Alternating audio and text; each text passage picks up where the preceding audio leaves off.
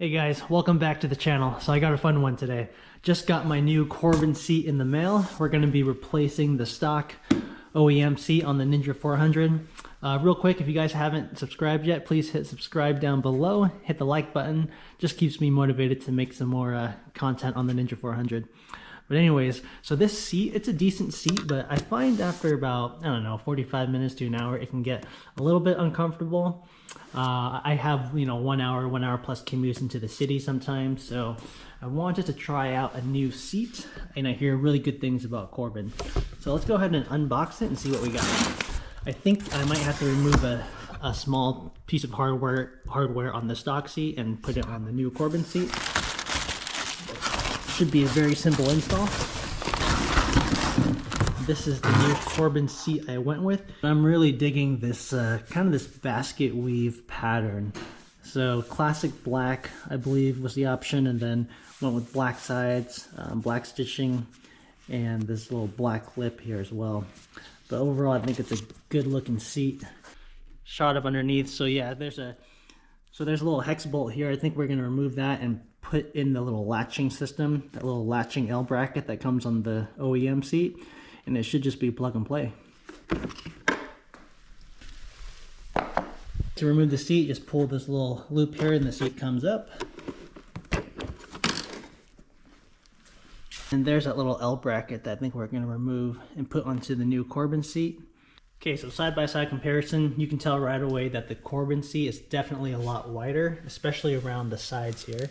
So it gives you a lot more cushion area on the sides. It's also a lot more plush, and it's definitely heavier. I think this thing maybe weighs, I don't know, 8 to 10 pounds, where this thing is just super light, maybe half that. Just gonna set this new seat into place. It's not gonna latch yet until I put the hardware on, but I'll show you guys a comparison. You can see how the Corbin's definitely a lot wider, probably a good inch on the side, on both sides there. A quick shot side by side, you can see the Corbin has a lot more density to it. It's a lot thicker as well. May not come off on camera very well, but the Corbin is definitely a lot thicker and has a lot more padding. Slope wise, you can see the Corbin kind of cradles you a little bit more, whereas the stock seat kind of just goes downward, so you kind of slide into the tank.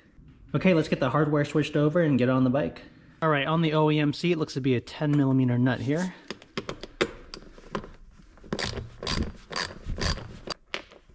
Okay, so that comes off. Looks like there was some blue Loctite, and then your latch just comes right up, and we'll want to go ahead and just position that on the new seat.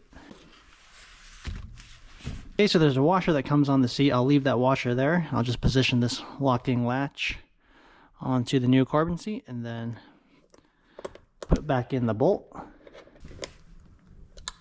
Okay, that looks pretty good. Let's see if she latches. Okay, I'll just make sure I don't snag any of my electrical wires. I did install some battery tender leads so I can keep this thing charged and plugged in when I'm not using it. Just get this on. Make sure that little seatbelt thing goes into the slot.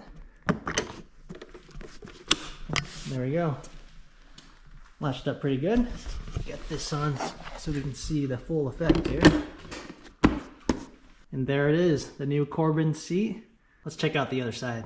Dang, that looks really good. Kind of got a theme going on here with the tech spec tank grips. Got a little pattern there, and then on the seat as well. But I really like this all black look. So the classic black over here, Corbin etched out in black.